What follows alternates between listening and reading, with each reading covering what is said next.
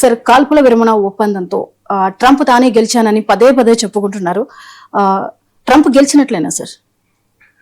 అంటే ట్రంప్ ఇప్పుడు గెలిచినట్టు చెప్పుకోకపోతే అమెరికాలో ప్రజలు తిరగబడతారు. అందువల్ల ట్రంప్ ఓడినా కూడా గెలిచినట్టు చెప్పుకోవాలి. సో ట్రంప్ ఓడిపోయాడా గెలిచాడా అంటే మీకు ఎనీ వార్లో 2 డైమెన్షన్స్ ఉంటాయి. ఒకటి ఆపరేషనల్ అండ్ మిలిటరీ డైమెన్షన్, రెండవది స్ట్రాటజిక్ డైమెన్షన్. ఒక వార్ను ఎవాల్యుయేట్ చేయడం అనేది ఒక క్రికెట్ మ్యాచ్ను ఎవాల్యుయేట్ చేసినట్లు కాదు. మీరు క్రికెట్ మ్యాచ్ అంటే ఎవరు ఎక్కువ రన్స్ చేస్తే వాళ్ళు గెలిచిపోతారు. కానీ వార్ అలా కాదు. వార్ అనేది 2 డైమెన్షన్స్ లో, మిలిటరీ ఆపరేషనల్ డైమెన్షన్ లో విశ్లేషించాలి, స్ట్రాటజిక్ డైమెన్షన్ లో విశ్లేషించాలి. మిలిటరీ ఆపరేషనల్ గా యుఎస్ సక్సెస్ అయింది. సో ఇట్ వాజ్ మిలిటరీ గా గెలిచారు, వ్యూహాత్మకంగా ఓడారు. అందుకే ట్రంప్ ఏమో మిలిటరీ సక్సెస్ ను మాత్రమే చూపెడుతూ మేము గెలిచాము అంటున్నారు. మిలిటరీ సక్సెస్ అంటే ఏంటి? ఇరాన్ డిఫెన్స్ కెపబిలిటీని భారీగా దెబ్బతీశారు, ఇరాన్ లో భారీ విధ్వంసాన్ని సృష్టించగలిగారు, Iran navy, Iran air force, Iran army assets ను బాగా నష్టం చేయగలిగారు. అయతుల్లా అలీ ఖమేనీతో పాటు Iran top spiritual military leadership ను వైపౌట్ చేయగలిగారు. ఇదంతా కూడా మిలిటరీ సక్సెస్, అనుమానం లేదు. దీంట్లో ఎక్కడ మీకు ఈ వార్ మొత్తం మీరు పరిశీలిస్తే America clear upper hand militarily. కానీ మరి స్ట్రాటజిక్ సక్సెస్ వచ్చిందా అనేది క్వశ్చన్. స్ట్రాటజిక్ సక్సెస్ అంటే ఏంటి? అసలు ఈ వార్ ఆబ్జెక్టివ్స్ ఏంటి? ఈ వార్ ఆబ్జెక్టివ్స్ మనం before war, after war compare చేద్దాం. సో వార్ ఆబ్జెక్టివ్స్ ఏంటి? ఫస్ట్ ఆబ్జెక్టివ్ ఏంటి? Regime change. దీన్ని అసలు ఇప్పుడు మా ఆబ్జెక్టివ్నే కాదు అని అంటున్నారు, కానీ అందరికీ తెలుసు అయతుల్లా అలీ ఖమేనీతో పాటు ఇస్లామిక్ పాలనా వ్యవస్థను మొత్తాన్ని మార్చేసి తమ అనుకూలుని పప్పెట్స్ అక్కడ పెట్టుకోవాలన్నది అమెరికా, ఇజ్రాయెల్ లక్ష్యం. అది ట్రంపే ఇదివరకు చెప్పాడు, మేము ఖమేనీ అంతమైతే ఇంకో 1, 2, 3 అని వీళ్ళని అనుకున్నాం, కానీ వాళ్ళు కూడా మా దాడుల్లో చనిపోయారు అన్నాడు. సో అంటే క్లియర్ గా regime change was high on the agenda. కానీ ఇప్పుడు రెజీమ్ చేంజ్ నా ఎజెండాలోనే కాదు అంటున్నారు.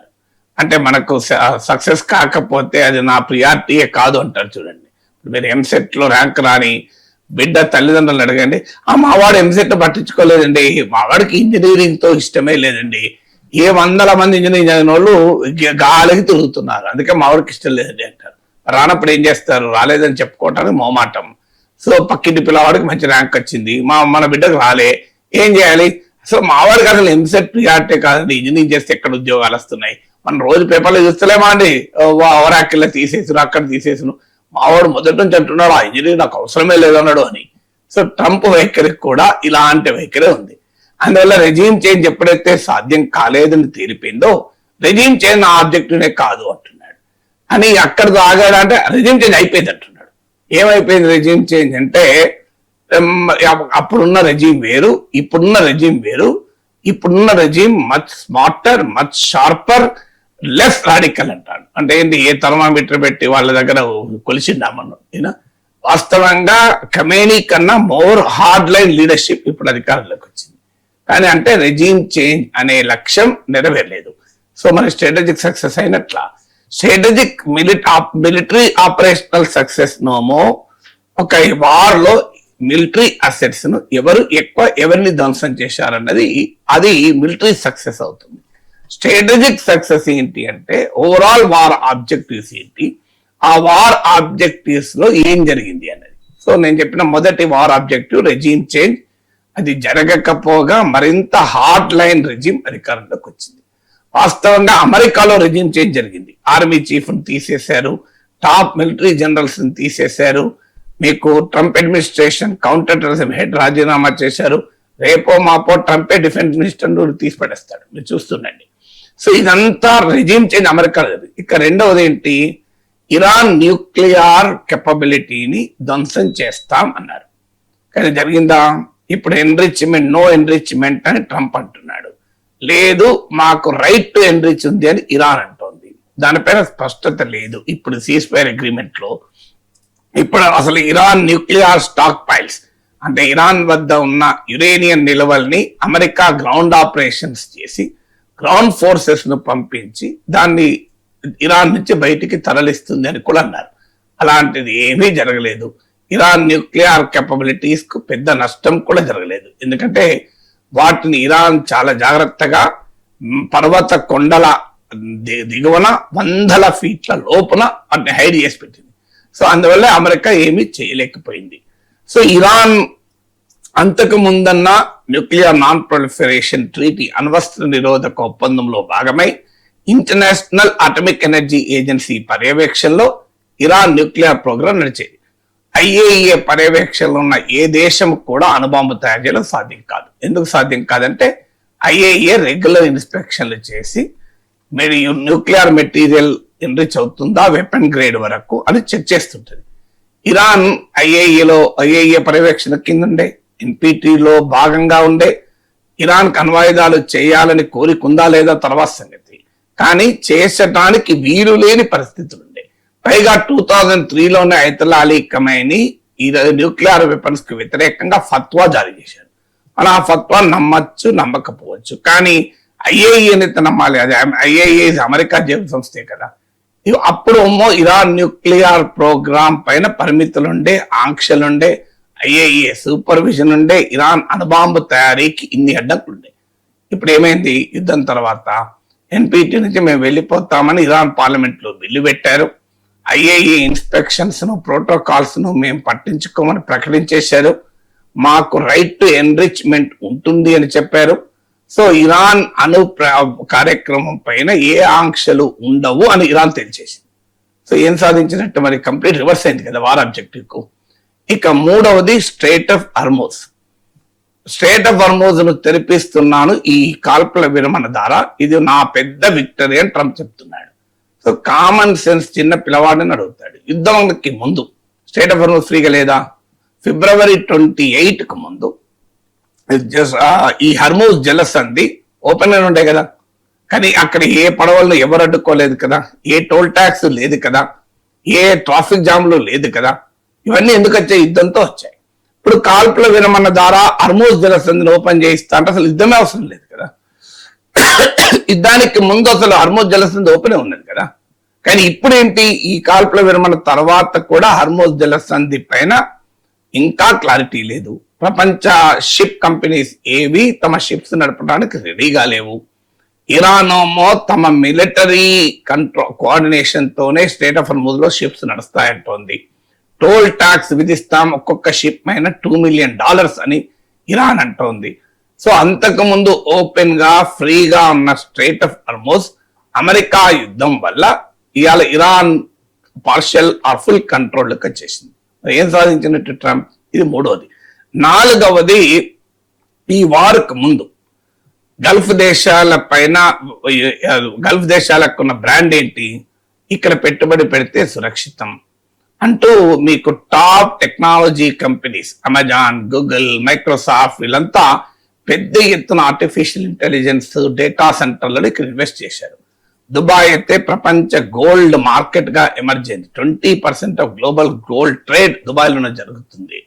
అలాగే మీకు ఈ గ్లోబల్ ఇన్వెస్ట్మెంట్ డెస్టినేషన్ గా అరబ్ నేషన్స్ రీబ్రాండ్ అవుతున్న సమయం. ఇవాళ పరిస్థితి ఏంటి? అవి అన్సేఫ్ అని, సో అక్కడ ఎప్పుడైనా ఏదైనా జరగవచ్చని ఒక అనిశ్చిత అస్థిర ప్రపంచ ప్లేస్ గా వాటి బ్రాండ్ మారిపోయింది. సో వాటికి ఈ బ్రాండ్ యుద్ధానికి ముందు ఈ బ్రాండ్ నష్టం జరగలే, యుద్ధం తర్వాతే ఈ బ్రాండ్ నష్టం జరిగింది. ఐదవది, యుద్ధానికి ముందు అమెరికా మిలిటరీ బేసెస్ ఇక్కడ గల్ఫ్ లో ఉన్నాయి. ప్రపంచంలో 80 కంట్రీస్ లో అమెరికా మిలిటరీ బేసెస్ ఉన్నాయి, 80 to 100 కంట్రీస్ లో. అందులో గల్ఫ్ దేశాల్లోనే ఒక 13-14 దాకా మిలిటరీ బేసెస్ ఉన్నాయి. సో మీకు UAE, Bahrain, Jordan, Oman, Kuwait, Iraq ఇట్లా అంతటా అమెరికన్ మిలిటరీ బేసెస్ ఉన్నాయి. ఈ అమెరికన్ మిలిటరీ బేసెస్ గల్ఫ్ లో సుస్థిరతకు కారణమవుతాయి. అమెరికన్ మిలిటరీ బేసెస్ ఉన్నాయి కనుక ఎవడు ఇజ్రాయెల్ ముట్టుకోలేరు. అమెరికన్ మిలిటరీ బేసెస్ ఉన్నాయి కనుక అమెరికా మిత్ర దేశాలైన అరబ్ దేశాలను ఎవరు ముట్టుకోలేరు. There is no threat from Iran కానీ వాట్స్ ఎవర్ అని అనుకున్నారు. ఇప్పుడు ఈ యుద్ధం తర్వాత ఏం జరిగింది? అవి అమెరికన్ మిలిటరీ బేసెస్ డ్యామేజ్ అయ్యాయి. ఆ మిలిటరీ బేసెస్ నుంచి మిలిటరీ ఆఫీసర్స్ వెళ్ళిపోయి హోటల్లో తలదాచుకున్నారు. ఇలా అమెరికా పైన అరబ్ దేశాల కాన్ఫిడెన్సే షార్టర్ అయిపోయింది. అంటే అమెరికా మమ్మల్ని ఇజ్రాయెల్ నుంచి కాపాడలేదు, ఇరాన్ నుంచి కాపాడలేదు అని తెలిపింది. ఇజ్రాయెల్ ఖతార్ పైన అటాక్ చేయడంతో ఇజ్రాయెల్ పైన అమెరికా పైన నమ్మకం పోయింది. ఇజ్రాయెల్ దాడుల నుంచి అమెరికా కాపాడుతుందని. ఇప్పుడు ఈ వార్తో ఇరాన్ ను అమెరికా నిలువరించగలుగుతున్న నమ్మకం అరబ్ దేశాలకు పోయింది. సో అరబ్ దేశాలకు అమెరికా పైన కాన్ఫిడెన్స్ పూర్తిగా దెబ్బతినటానికి ట్రంప్ యుద్ధం కారణమైంది. దానికి ఉదాహరణే సౌదీ అరేబియా పాకిస్తాన్ తో ప్రత్యేకంగా డిఫెన్స్ అగ్రిమెంట్ కుదుర్చుకుంది. 40 ఇస్లామిక్ కంట్రీస్ ఇస్లామిక్ నాటో ఏర్పాటు దిశగా అడుగులు వేస్తున్నాయి. సో సొంత మిలిటరీ సెక్యూరిటీ ఆర్కిటెక్చర్ ను అమెరికాపై ఆధారపడకుండా నిర్మించుకోవటానికి చూస్తున్నాయి. సో 5th డైమెన్షన్ ఏంటి? యుద్ధానికి ముందేమో అమెరికా ఆధీనంలో ఉన్న సెక్యూరిటీ ఆర్కిటెక్చర్, అమెరికా కాపాడుతుందన్న నమ్మకం. యుద్ధం తర్వాత అమెరికా పైన నమ్మకాన్ని సన్నగిలింది. అమెరికన్ సెక్యూరిటీ ఆర్కిటెక్చర్ తో నమ్మకం లేక సొంత సెక్యూరిటీ ఆర్కిటెక్చర్ నిర్మించుకోవాలని చూస్తున్నారు. ఇస్లామిక్ నాటో ఏర్పాటు ఖచ్చితంగా భారత్ తో సహా అనేక ప్రపంచానికి ప్రమాదకరమైన సంకేతం. ఎందుకంటే మతం ఆధారంగా దేశాలు ఏకమై ఒక నాటో ఏర్పాటు చేస్తే ఎలాంటి ప్రమాదకర సంకేతాలు వస్తాయి. సో ట్రంప్ యుద్ధం వల్ల అమెరికా వీక్ అయింది ఈ ప్రాంతంలో. 6వది, యుద్ధానికి ముందు అమెరికా ఏమైనా చేయగలుగుతుంది. అమెరికా సర్వశక్తివంతురాలు. చూడండి, ఒక దేశ ప్రెసిడెంట్ ను ఎంత చిన్న ఆపరేషన్ తో లేపుకొని రాగలిగారు వెనిజులాలో. చైనా రష్యాలు చూస్తూ ఊరి పూడుకున్నాయి. ఏమీ చేయలేని దుస్థితి. వెనిజులా చైనాకు రష్యాకు సన్నిహిత మిత్ర దేశం అయినా కూడా ఏమీ చేయలేకపోయాయి. అమెరికా అంటే అంత శక్తివంతురాలు. America can do anything anything anywhere అన్నారు. ఇప్పుడు ఆ పరిస్థితి ఉందా? సో ఇప్పుడు ఏం తేలిపోయింది? ఇరాన్ లాంటి ఒక అసిమెట్రిక్ మిలిటరీ పవర్, అంటే తనతో పోలిస్తే బలహీనమైన దేశం కూడా అమెరికా లాంటి బలమైన దేశాన్ని పీచే ముట్, సో వెనక్కు తిప్పగొట్టగలదు. అంటే బలమైన దేశాన్ని కూడా అసిమెట్రిక్ వార్ స్ట్రాటజీస్ తో బలహీనుడు కూడా నిలువరించగలడు. అంటే యుద్ధం అనేది మిలిటరీ సుపీరియారిటీతో మాత్రమే అవుట్కమ్లు ఉండవు అని ఇరాన్ రుజువు చేసింది. సో ఇది అమెరికా గౌరవాన్ని మంటగలిపింది. అమెరికా అంటే భయం లేకుండా ప్రపంచానికి చేయగలిగింది. ఇది అమెరికాకు లాభం తెచ్చింది. ఇది మేక్ అమెరికా గ్రేట్ అగైన్ అవుతుందా? ఇక 7వది, 7th ఫ్యాక్టర్ ఏంటంటే, ఈ వార్కు ముందు చైనా రోలు, రష్యా రోలు చూస్తే అమెరికా ముందు ఈ 2 దేశాలు నిలబడలేవు. ఇవి పేరుకు మాట్లాడతాయి తప్ప, పేపర్ టైగర్స్ తప్ప అమెరికన్ ఆధిపత్యాన్ని ప్రశ్నించగలిగే శక్తి చైనాకు లేదు, రష్యాకు లేదు. సో అది వెనిజులా విషయంలో బయటపడింది. క్యూబా విషయంలో కూడా బయటపడుతుంది. సో యుఎస్ హెజమనీకి చైనా రష్యాలు ఏమీ చేయలేవు అని అనుకున్నారు. ఈ వారి తర్వాత ఏంటి పరిస్థితి? అమెరికా ఊబిలో కూరుకుపోతే పైకి రావటానికి ట్రంప్కు మార్గం లేనప్పుడు తనను ఎలాగైనా ఈ యుద్ధము నుంచి బయటపడేయండి అని ట్రంప్ మొరపెట్టుకుంటే ఆ రక్షణగా ఎవరొచ్చారు? చైనా వచ్చింది. పాకిస్తాన్ ముందున్నా చైనా వెనక అసలుగా ఆ చక్రం తిప్పింది చైనా. అంటే అమెరికా ఇరాన్ల మధ్య వార్ను చైనా ఆపింది. ఇది ప్రెసిడెంట్ ట్రంపే agency France press AFP news ఏజెన్సీకి ఇచ్చిన ఇంటర్వ్యూలో ఎక్నాలెడ్జ్ చేశాడు. పైకి పాకిస్తాన్ పేరు చెప్తున్నాడు, ఎందుకంటే ప్రతిష్ట నిలబెట్టుకోవటానికి. అంటే చైనా ఆఖరికి అమెరికాకు కూడా యుద్ధం ఆపటానికి చైనానే రావాలి. అంటే ఎవరిపైన ఆధారపడ్డారు ఇప్పుడు? ఇక మీకు యునైటెడ్ నేషన్స్ లో స్ట్రైట్ ఆఫ్ హార్మోజ్ ను యూజ్ ఆఫ్ ఫోర్స్ తో లిబరేట్ చేస్తాము అని అమెరికా ఒక తీర్మానం పెడితే చైనా రష్యాలు వీటో చేశాయి. ఈ వార్ జరుగుతున్న సమయంలో అమెరికా ఆంక్షల్ని లెక్క చేయకుండా రష్యన్ ఆయిల్ షిప్ క్యూబా చేరుకుంది. క్యూబాను అమెరికా దిగ్బంధం చేసింది. క్యూబాతో ఎవరు ట్రేడ్ చేయొద్దన్నది, క్యూబాకు ఎవరు ఆయిల్ సప్లై చేయొద్దన్నది, వెనిజులాన్ ఆయిల్ కట్ చేసింది. వెనిజులా ప్లేస్ లో మెక్సికో ఆయిల్ సప్లై చేస్తుంటే మెక్సికోను ఆపేసింది. కానీ రష్యా చేయలేకపోయింది. అమెరికా ఈ వార్లో ఉండగా రష్యన్ ఆయిల్ షిప్ ఎలాంటి అడ్డంకులు లేకుండా క్యూబా చేరుకుంది. సో మీకు రష్యా ఇరాన్ కు ఇంటెలిజెన్స్ సపోర్ట్ ఇచ్చింది. అల్టిమేట్ గా మీరు స్ట్రాటజిక్ బ్యాలెన్స్ చూడండి. అమెరికా ఒకవైపు, రష్యా చైనా మరోవైపు ఉంటే ఈ యుద్ధానికి ముందు balance was in favour of America. ఇప్పుడు ఎంతో కొంత టిల్ట్ అయి రష్యా చైనాకు ఫేవర్ గా మారింది. ఇప్పటికే అమెరికా హెజమని ఉండవచ్చు, కానీ ఇంటర్నేషనల్ రిలేషన్స్ లో స్పెక్టాక్యులర్ చేంజ్ ఒక్క రోజులో రాదు. బట్ ఇది క్లియర్ ఇండికేషన్ దట్ అమెరికాకు కళ్ళెం వేయగలిగే శక్తి ఎంతో కొంత ఇప్పటికీ రష్యాకు చైనాకు ఉన్నాయి అన్నది ఇది రుజువు చేసింది కదా. మరి ఇది అమెరికాకు స్ట్రాటజిక్ బలహీనత కదా. ఇక 8వది మీకు ట్రాన్స్ అట్లాంటిక్ పార్ట్నర్షిప్ అంటారు. అంటే అమెరికా యూరప్ల మధ్య పోస్ట్ సెకండ్ వరల్డ్ వార్ లో ఇదే క్లియర్ పార్ట్నర్షిప్, అంటే defining partnership post second world war world order ఏంటంటే ట్రాన్స్ అట్లాంటిక్ పార్ట్నర్షిప్, అమెరికా యూరప్ల మధ్య స్నేహం. ఇది ట్రంప్ వచ్చినాక బలహీన పడుతూ వచ్చింది. ఇప్పుడు ఉక్రెయిన్ వార్ లో మనం చూసాం అమెరికా యూరప్ల మధ్య స్నేహం, ట్రంప్ చర్యలతో అది వీక్ అవుతూ వచ్చింది. ఉక్రెయిన్ వార్ లో రష్యాకు అనుకూలంగా పుటిన్ కు అనుకూలంగా ట్రంప్ వ్యవహరించడము, ఉక్రెయిన్ కు సపోర్ట్ తగ్గించడము, తర్వాత గ్రీన్లాండ్ తో ఇది మరింతగా దెబ్బతిన్నది. మీకు నాటో పట్ల ట్రంప్ వ్యవహరించిన తీరు, యూరోపియన్ సెక్యూరిటీ పట్ల ట్రంప్ వ్యవహరించిన తీరుతో దెబ్బతిన్నది. కానీ ఫైనల్ దెబ్బ ఎక్కడ తాకిందంటే ఇరాన్ యుద్ధంలో తాకింది. మీరు చూడండి, స్ట్రైట్ ఆఫ్ హర్మోజ్ ను వదిలివేయండి, స్ట్రైట్ ఆఫ్ హర్మోజ్ ను ఓపెన్ చేద్దాం రండి అని అమెరికా నాటో దేశాలను పిలిపిస్తే ఒక్క దేశం ముందుకు రాలి. పైగా ఫ్రాన్స్, ఇటలీ, స్పెయిన్ లాంటి దేశాలు మా గగనతలాన్ని ఇరాన్ పై వారికి ఉపయోగించుకోము అని ప్రకటించేసింది. చివరకు యూకే లాంటి క్లయింట్ కంట్రీస్ కూడా అమెరికాను తో వెనక రావటానికి సిద్ధపడలేదు. Just remember 20 years ago Iraq యుద్ధం, ఆఫ్ఘనిస్తాన్ యుద్ధం, ఈ 2 యుద్ధాలలో మీరు చూడండి, లిబియాపై వార్, 3 వార్లు. ఈ 3 యుద్ధాల్లో అమెరికా ఎలా చెప్పితే అలా నాటో దేశాలు వివరించాయి. కానీ first time in the history of North Atlantic Treaty Organisation, first time in the history of the trans Atlantic post second world war partnership, అమెరికాతో రమ్మంటే రాము పుమ్మని చెప్పేసిన యూరోపియన్ నాటో అలయన్స్. ఇది మరి అమెరికాను మేక్ అమెరికా గ్రేట్ అగైన్ అవుతుందా?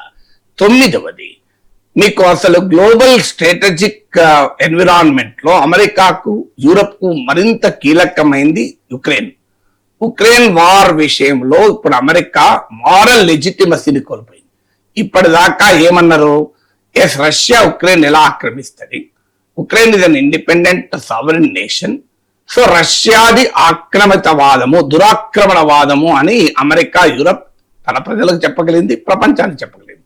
ఇప్పుడు ఏమని చెప్తారు, అమెరికా ఎక్కడో 1000 కిలోమీటర్ల దూరంలో ఉండి తన భద్రతకు ఏ రకంగా ప్రమాదం లేని ఇరాన్ పైన దాడి చేసింది. మరి రష్యా ఉక్రెయిన్ పై దాడి చేయడాన్ని అమెరికా ఎలా ఆపగలుగుతుంది? రేపు చైనా తైవాన్ పైన బలప్రయోగం చేస్తే, యూజ్ ఆఫ్ ఫోర్స్ చేస్తే అమెరికా ఏ మొహం పెట్టుకొని చైనాను దోషిగా నిలబెట్టగలుగుతుంది? సో అంటే గ్లోబల్ స్ట్రాటజిక్ ఎన్విరాన్మెంట్ లో America lost its moral legitimacy. దాంతో పాటు మీకు ఇవాళ ఉక్రెయిన్ వార్ అనేది ఊసే లేకుండా పోయింది కదా. ప్రెసిడెంట్ జెలెన్స్కీ చెప్పాడు కదా, ఈ వార్ వల్ల అత్యధికంగా నష్టపోయింది తామే అని. 10వది ఈ వార్ వల్ల అమెరికాకు ఏమీ కాదు, అందుకే అమెరికా యుద్ధం చేస్తోంది. ప్రపంచంలో ఎక్కడైనా అమెరికా వార్స్ చేస్తుంది. అమెరికా ఇది ఇన్సులేటెడ్ వీటితో అనుకున్నారు. అందులో ముఖ్యంగా అమెరికా ఇది ఎనర్జీ సెల్ఫ్ సఫిషియెంట్, సొంతగా ఇంధన ఉంది, ఇంకా ఎక్స్పోర్ట్ కూడా చేస్తుంది. స్ట్రైట్ ఆఫ్ హర్మోజ్ ద్వారా అమెరికా ఆయిల్ రాదు, మిడిల్ ఈస్ట్ నుంచి అమెరికా ఆయిల్ ఇంపోర్ట్ చేసుకోదు. ఇవి డిస్టెంట్ అండ్ ఫారెన్ వార్స్. ఇంకా యుక్రెయిన్ అన్నా అమెరికాకు దగ్గరగా ఉండే యూరోప్ లో జరుగుతోంది, ఇది ఎక్కడో వెస్ట్ ఏషియాలో జరుగుతోంది.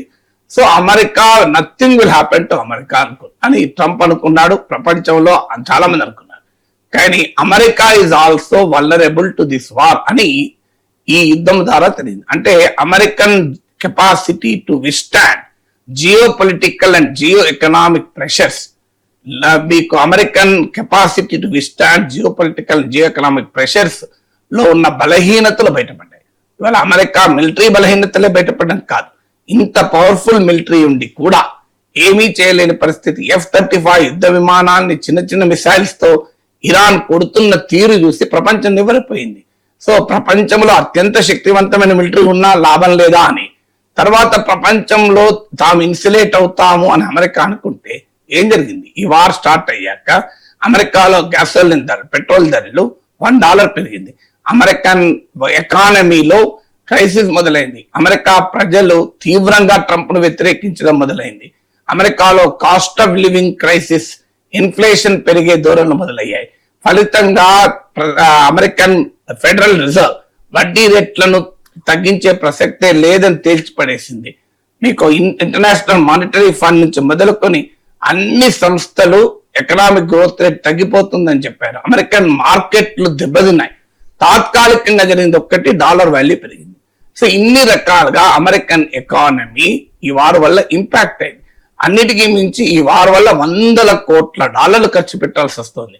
$1 ట్రిలియన్, 1,00,000 కోట్ల రక్షణ బడ్జెట్ అమెరికాకు ఉంటే ఇప్పుడు 1,50,000 కోట్లు అంటే $1.5 ట్రిలియన్ కావాలని అమెరికా అడుగుతుంది. అంటే అమెరికా ప్రజల పైన రక్షణ బడ్జెట్ భారం పెరిగింది. మరి అమెరికా సేఫర్ అయిందా, అన్సేఫ్ అయిందా? అమెరికా సేఫ్ అయితే రక్షణ బడ్జెట్ ఎందుకు పెంచుకోవాలి? అంటే ఈ వార్ అమెరికాను అన్సేఫ్ చేసింది కనుకనే ఇలా రక్షణ బడ్జెట్ పెంచుకోవాల్సి వస్తుంది. కామన్ సెన్స్ చెప్తుంది కదా. సో ఈ 10 రకాలుగా చూస్తే మీకు అర్థమవుతున్నది ఏంటి? ఎస్, అమెరికాకు మిలిటరీ సక్సెస్ లభించింది నిజం, కానీ స్ట్రాటజిక్ గా అమెరికా ఓడిపోయింది. అంటే మిలిటరీ రీత్యా, ఆపరేషనల్ రీత్యా విజయవంతమైంది, కానీ వ్యూహాత్మకంగా ఓడిపోయింది. అందుకే మీకు చూడండి, వారకు ముందు అమెరికా శాసిస్తుండే ఇరాన్ బిక్కుబిక్కుమంటుండే. ఇప్పుడు ఇరాన్ షరతులు పెడుతోంది. ఇక్కడ విన్నారా మీరు? ఓడిపోయిన దేశం ఎక్కడైనా షరతులు పెడుతుందా? ఇలా ఇరాన్ షరతులు పెడుతోంది. మా 10 పాయింట్ అది వర్కబుల్ ప్రపోజిషన్ అని ట్రంప్ సర్టిఫికెట్లు ఇస్తున్నాడు. ఇలా ఇరాన్ తో అమెరికా కూర్చొని చర్చలు జరపాల్సి వస్తుంది. ఇది ఎక్కడైనా ఓడిపోయిన దేశం చేస్తుందా? 1971 లో మనం పాకిస్తాన్ ఓడించాం.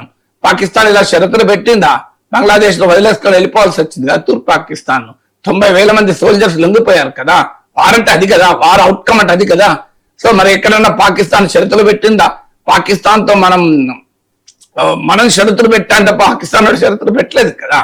సో అంటే వార్లో ఓడిపోలేదు ఇరాన్ అనటానికి ఉదాహరణే ఇరాన్ ఇవాళ శాసిస్తోంది. ఇరాన్ స్టేట్ ఆఫ్ హర్ముజ్ తెరవం ఏం చేసుకుంటావు చేసుకోపో అంటోంది. ఈ అవసరమైతే ఈ డీల్ ని బ్రేక్ చేసుకుంటామని హెచ్చరిస్తోంది. ఇరాన్ 10 పాయింట్ల ప్లాన్ పెడితే ట్రంప్ దాన్ని చర్చిస్తానంటున్నాడు. That itself shows that strategic victory is for Iran, military success is for America.